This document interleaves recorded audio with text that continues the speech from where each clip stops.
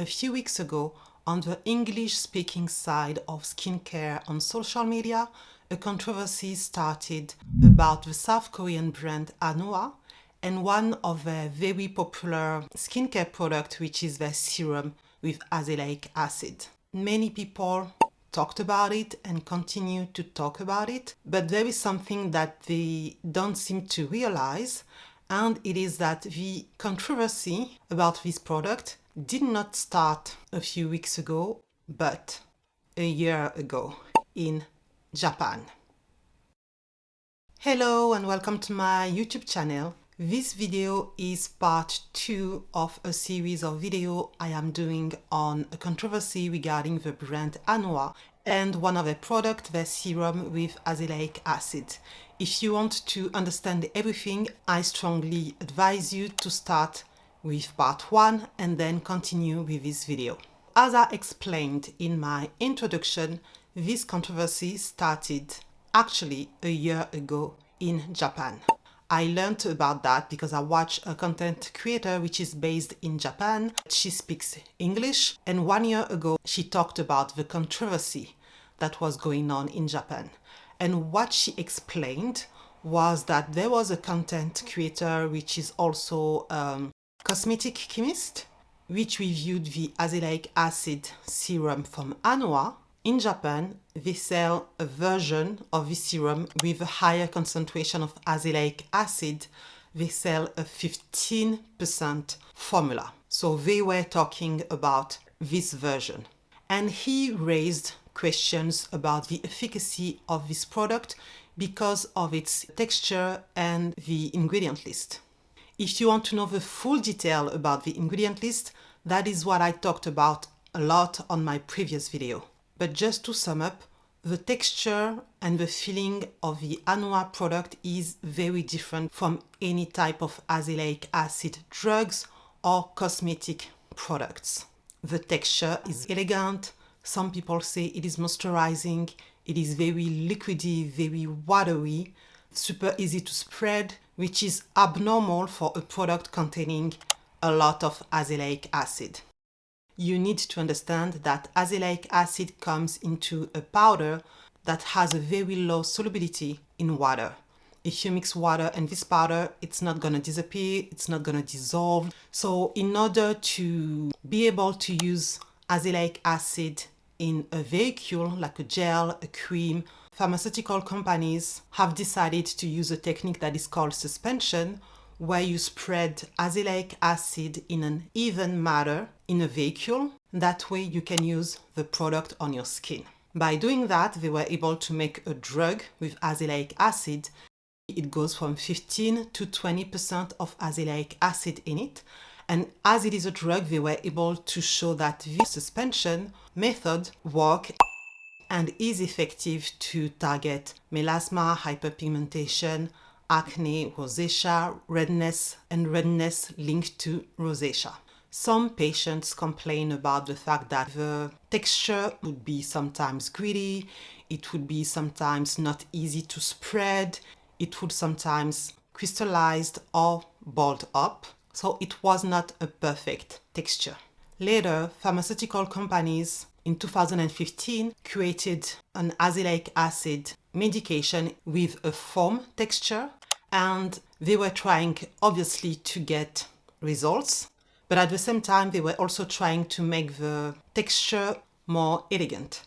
And in order to do this, they chose to still use the suspension method but with micronized azelaic acid. So the azelaic acid particles are much smaller in order to improve the texture and make it easier to use. On my previous video, I explained that probably many of the cosmetic products which are sold today are using this micronized azelaic acid in a suspension way. So this suspension method with micronized azelaic acid allowed to get a better texture. But at the same time, still the texture was not perfectly elegant. I have been looking into azelaic acid products for years, and for years cosmetic chemists have said that it is a very difficult ingredient to formulate. It is very difficult to get a nice texture with this ingredient. I've heard that for many years. So this cosmetic chemist who was reviewing this product obviously realized right away that there was something wrong. Not wrong, but different about the texture. And looking at the ingredient list, he was able to explain what was happening. Looking at the ingredient list, you can see that azelaic acid is present and another ingredient, sodium hydroxide. Azelaic acid is an acid which has a pH around 3.5, and sodium hydroxide is a base with a pH of almost 14. So when you mix those two ingredients together, it creates a chemical reaction which has an impact on azelaic acid.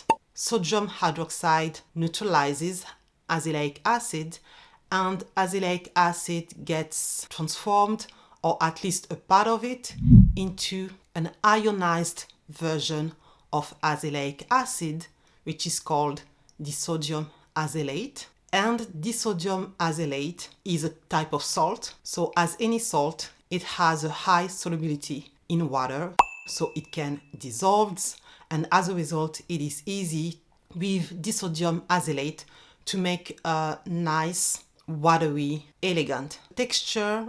But while going through this process, the pH of this formula becomes higher compared to more classic formulas that we can find in the cosmetic industry. And you diminish the amount of free azelaic acid in the product. For those reasons, he had big reservation on the fact that this product was as efficient as other azelaic acid cosmetic product, which uses the suspension technique that is also used by drugs products. So that was his initial stance.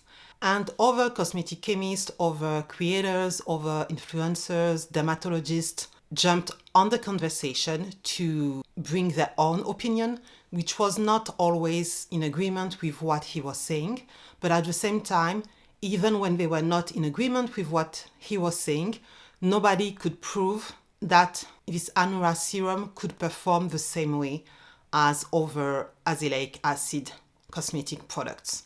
At one point, a huge YouTuber in Japan was able to interview Anua, or I should say the manufacturing company that make products for Anua, which is called Cosmax. So they sat together and he was able to ask questions about the formula. And obviously the important question in the end was, does this product perform the same as other cosmetic products with the same concentration of azelaic acid? The video is available on YouTube. It was obviously in Japanese. It is translated by AI in English, but I must say the translation is very bad. But you can get a final opinion by looking at the comment section and how people reacted, because you can also translate the Japanese comments in English. So when he sat with Cosmax, the only clear thing that they said was that, one, they believe that disodium azelate is as efficient as azelaic acid. But at the same time, when they were asked if on their own they did some comparison of their product with regular azelaic acid products, the answer was no. And when you look at the comment section of this video, you can tell that people are confused, because beyond what I've just said, the video was long and it seemed that Cosmax never clearly responded to any of the questions, and what they responded to was not convincing for many people. So that happened a year ago. So in the end, their response was not clear at all. So a few weeks ago, the same controversy started to rise in the English-speaking part of social media regarding skincare. And one video that blew up was the video of a cosmetic chemist. I think he is British. And regarding the texture and the formula of the product, he made the exact same conclusion as the Japanese cosmetic chemist. And his video made many other people react So the same thing that happened in Japan was happening once again. As a response, several cosmetic chemists brought to his attention and to our attention that it's not that simple. Just because the azelaic acid has been ionized and the pH is higher doesn't mean that the product can't be effective. Many brought a 2012 study that showed that the penetration of disodium azelaic, so the ionized version of azelaic acid, was possible or could be better under certain circumstances. But it is important to say under certain circumstances, which are not exactly Anua circumstances. For instance, in this study, they talked about a pH of 4.9, but Anua's pH is 6.4. So there are differences that we can already see from this study and Anua. On top of that, the study doesn't talk about results regarding acne, redness, or rosacea, so they don't talk about the efficacy. And also, that study is not a clinical study, and it was made in 2012, and I haven't seen anyone brought another study. So to me, that study just showed that it might be possible that this product work to a certain extent, but that's all it brings. The only way to know would be to test this product and to compare this product with similar cosmetic products, which is not what Anua decided to do. The interesting part to me with all of those discussions is that the people that came up to tell that this product might maybe under certain circumstances work, it has potential maybe, are people who don't work for Anua. So for weeks it has been a controversy, but the brand has not talked, and other content creators are talking for the brand. Also, the other thing that I question is the fact that this technique of ionization is not an innovation from Anua. It's not something new. It is something that cosmetic chemists all know and understand well. So I am wondering why, for years, all the cosmetic chemists I've seen kept on saying that it was so difficult to formulate a product with azelaic acid in order to have a nice texture, if now they are telling us that actually you just need to ionize azelaic acid and it's possible that it may work well. So now it is that easy. The other question I have is the fact that this Anua serum is quite recent. I think it was launched in 2024 only, but since around 2015, many brands like Paula's Choice, then The Ordinary, the brand Dose, later the brand Dr. Sam's, later the brand Inkilist. I mean, many brands have launched their azelaic acid throughout the years, and every time the challenge is to make a texture that is not too difficult to manage. So I'm thinking that those brands work with cosmetic chemists who actually work on developing products. We don't see them on social media, but they are working behind the scene for those brands. So those cosmetic chemists have been working for years on developing and upgrading and updating azelaic acid products. And obviously, the goal when you work for a brand is to make a product that people would enjoy and would more likely buy and buy again. So having the best texture would obviously help them to sell more products. So how come none of those cosmetic chemists working from those very reputable brands have chosen to not walk that path?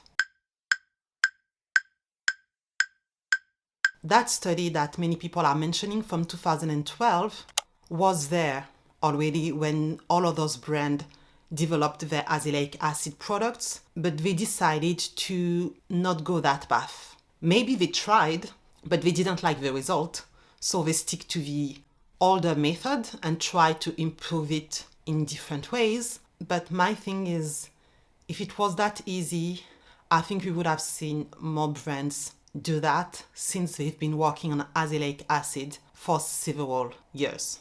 But that's just my opinion here. Regarding the results, as I said, nobody can tell about it because there is no clinical study. But when you look at comments online, you can find people who are happy with this product, and you can find people who don't get any results with this product. And at the same time, I would like to know if the people who are happy with this product have already tried a regular formula with azelaic acid, because it could work to a certain extent, but I wonder how well it works compared to similar products. Also, Anua and some other brands have faced restrictions on a big skincare subreddit because of undisclosed advertising and potentially fake reviews. So that makes me even more distrustful, and I can't help but be very skeptical of the reviews I see for this brand. As I said earlier, the best way to find that would have been for Anua to make a test comparing their serum with another azelaic acid cosmetic products with 10% azelaic acid, which are sold on the market with a suspension method, but they chose not to do that. The other way also would have been for them to do some clinical study on their product, on issues that azelaic acid can help to fix to a certain extent, because we are talking here about the cosmetic version and not the drug version. But they could have done a clinical study on people with acne, rosacea redness, hyperpigmentation, but they didn't do that. But the interesting part is that they actually made a clinical study. When you look at their marketing promotion, you can see that they made a 4 weeks clinical study on redness. But when you look at what is written in small characters, they clearly explain that this study is done on redness due to external factor or dryness, but not linked to any diseases. But at the same time, in the same marketing communication pictures that they have, at some point they showcase skin with rosacea and acne. So if you don't pay attention to the small character and you look at these marketing pictures and information from afar, you may think that the testing they are doing is also on rosacea and acne, but no. No matter the product you buy, no matter the type of azelaic acid you choose to buy, as I always say in my video, what matters in the end is the result on your skin. So buying regular type of azelaic acid serum does not guarantee you to have result on your skin, because the entire formulation matter, not just the technique, which here is the suspension technique. But since as a customer we have to make a decision before buying a product, for me it makes more sense to start testing azelaic acid product with a technique that has been proven to work, since it is the technique that is used with drug products. And I'm talking about the suspension technique. Then obviously, among all of those products using this technique, the formula is different. They can use additional ingredients that can help you or that may irritate your skin. So you need to look a little bit further before buying a product. But obviously it makes more sense to buy something which has been proven to work than something that could potentially work when we don't have an unlimited budget. Now, as I said earlier, with the suspension method, even with a micronized suspension method, although the texture very often won't be gritty, won't ball up, won't crystallized, still you won't get a very elegant texture. You will certainly not get a texture similar to the Anua serum or to the other serums using the same technique. But if you absolutely want to try a formula with an elegant texture, Anua is not the only option that you have. because some brands use a derivative of azelaic acid, just like Anua chose to use an ionized version of azelaic acid in order to get a better texture. And a good example of that is the brand Geek and Gorgeous with their A-Pad serum. The difference with Geek and Gorgeous and Anua is that on their website and on the packaging, it is very clear that they are using a derivative of azelaic acid, and they explain the choice. So when you go buy this product, you know exactly what you're buying. You know it's not free azelaic acid. If you buy it, you do it in an informed way because you are looking to test this ingredient or to test the texture. Also, if I compare those two products when it comes to clinical studies, although the derivative of azelaic acid does not have much clinical studies, still it has a few positive clinical studies that the ionized version doesn't have. So to help you, I made a full video about azelaic acid where I help you to find the best product for your skin. But if we only focus on azelaic acid and not the other ingredients that could be added to the formula, my top pick would be the acid from Ceramide, which contains 15% of azelaic acid. It can't be sold everywhere, but if you live in Europe, you can get it. The other one would be the Inkilist at 10%. I haven't tried this one myself, but I see many reviews randomly of people who are very happy with this product. And then if you really want to try an elegant texture, then my advice for you is to try Geek and Gorgeous with A-Pad, because the brand is clear about what is in the product and why they chose that ingredient. Beyond the possible efficacy of the product, the marketing of Anua is a little bit too much when you understand the technique they use in order to create this product. The entire marketing is focused on the 10% azelaic acid, which is contained in this bottle. Now, I've just told you that by using sodium hydroxide, they created a chemical reaction, and in the bottle, the concentration of azelaic acid decreased and the ingredient disodium azelate is created. So obviously, if you start with 10% of azelaic acid and then part of it is transformed into an ionized version, then in the bottle there is no 10% azelaic acid. We don't know exactly how much there is, but since now we can see that the same product is sold in many European countries with an updated ingredient list that reflects better what's in the product, we can see that the amount of azelaic acid is highly reduced and the main ingredient is disodium azelate and not azelaic acid. I took the time on my previous video to talk about those two ingredient lists which are going around. The first one represents what has been used during the manufacturing of this product. So they start with 10% of azelaic acid, but with the chemical reaction happening, what is left in the bottle is something different. And the second ingredient list represents that. So we are talking about the same product with different ingredient list, probably because in terms of regulation, the first one was not compliant.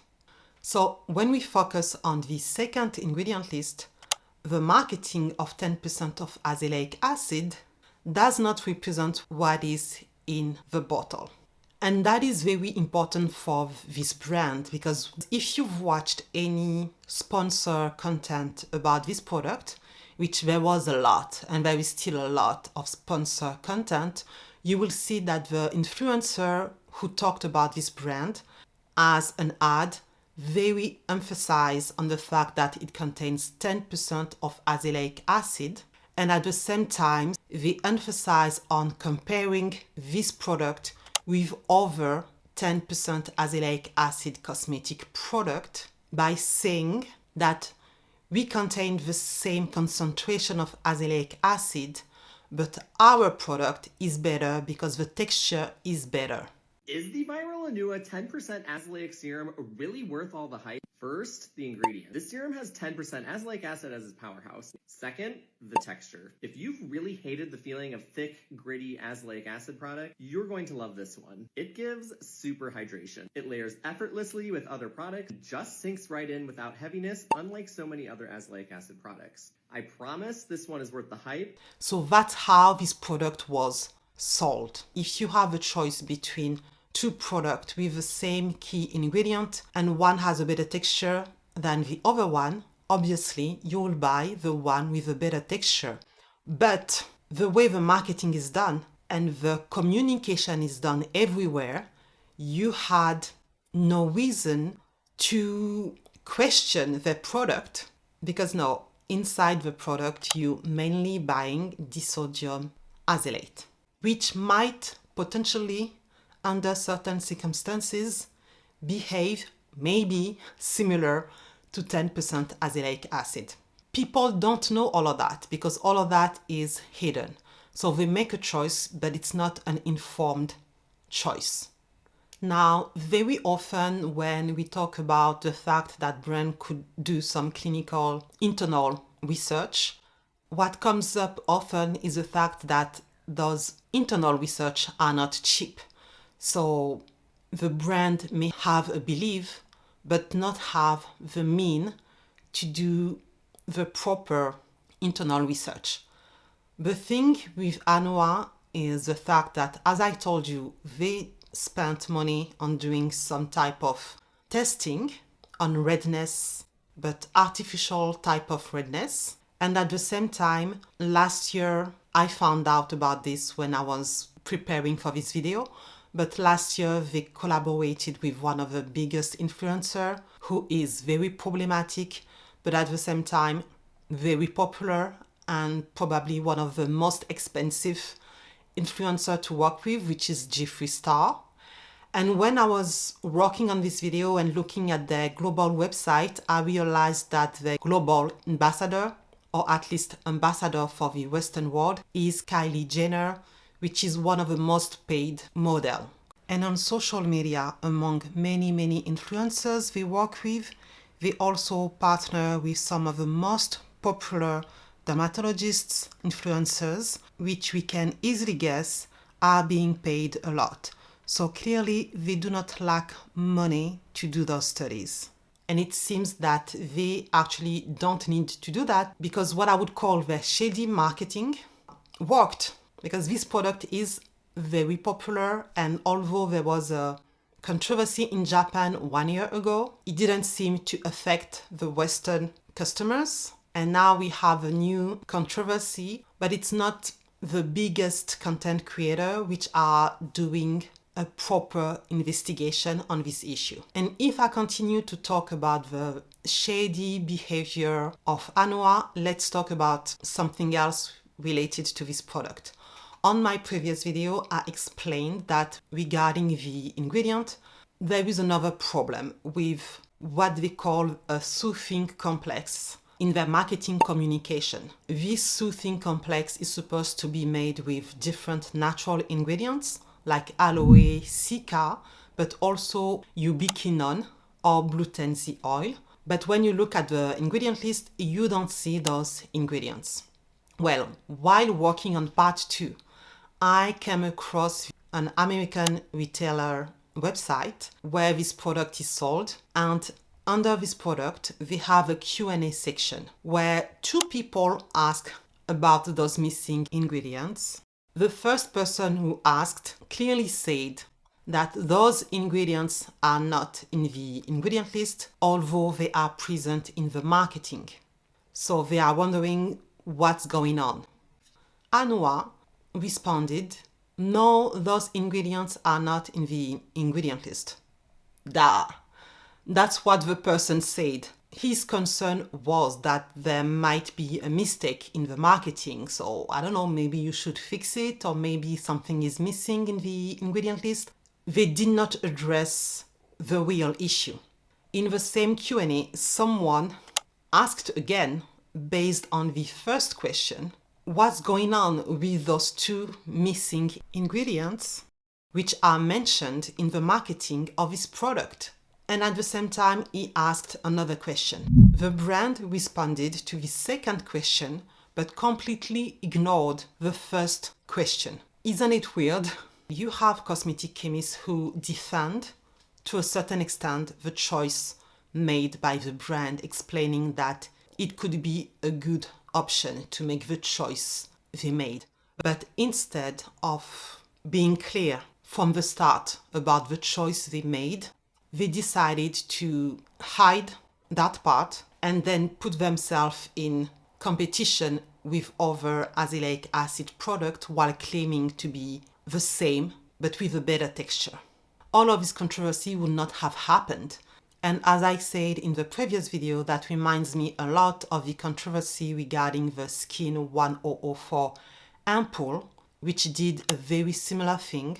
For a couple of years, they pushed their product as a 100% Centellia asiatica, so people jumped to buy this product, thinking that this product was so much more potent than other Centellia asiatica based serum or toner, when in the end is not stronger, and especially not that much stronger than other products. I saw the marketing of this product online. I saw how this bold claim that was pushed by a content creator that was working with a brand, I saw how well it worked and how successful it made the brand.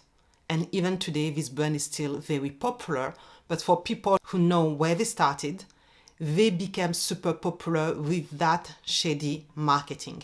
And when you look at the ingredient list now, then it's a normal ingredient list. The 100% Centellia asiatica extract has disappeared. The claim that it was done with one ingredient only, Centellia asiatica, has disappeared as well because they have to follow regulation.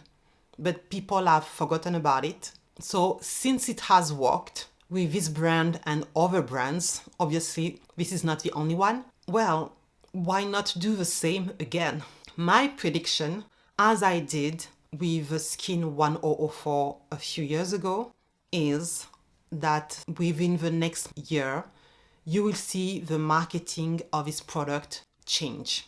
Already we see the ingredient list being updated to reflect better what's in the bottle. And that new ingredient list does not list azelaic acid as 10%. And with this ingredient list, it won't be possible much longer to use the same marketing communication that claims that this product contains 10% of azelaic acid. What's wrong with Anua? Many things. So with all of that, is it a product that I would buy for myself? Obviously, no. Is it a product that I can recommend? Obviously, no. Now, I understand that when it comes to cosmetic brands, they tend to do very often a little bit too much when it comes to their marketing and claims. I absolutely get that. That's the game of this industry. But what I've seen with Anua is just too much for me. Personally, I prefer to spend my money on brands I trust, or at least on brands I trust enough. And with everything I've just said, clearly I don't trust the brand Anua enough. Anyway, that is my personal take on it. Please share yours in the comment section. Also, if you've ever tried any type of azelaic acid serum, let us know in the comment section. And thank you so much for watching until the end. I will see you on the next video. Bye bye.